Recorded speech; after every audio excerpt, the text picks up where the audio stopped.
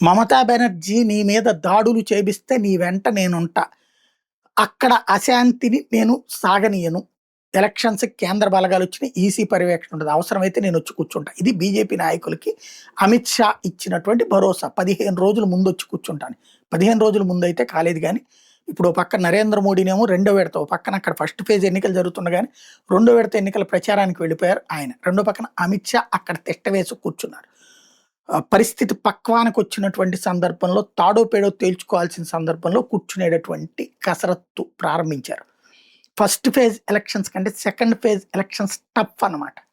ఆ ప్రాంతాల్లో ఈ పాకిస్తానీ ప్రేరేపిత శక్తుల యొక్క అండదండలతో పెట్టిరేగిపోయే ముఠాలు మరింత ఎక్కువుంటాయి. ఇప్పుడు ఫస్ట్ ఫేజ్‌లో గూడా కనిపించారటండి. బూత్ క్యాప్చరింగులు, దాడులు చేసేటటువంటి వాళ్ళు ఆళ్ళదంతా గూడా. ఇప్పుడు ఇక సీరియస్‌గా కార్యకర్తల్ని, బీజేపీ కార్యకర్తలను రక్షించుకుంటూ గెలిపించుకోవాల్సిన బాధ్యత షాది.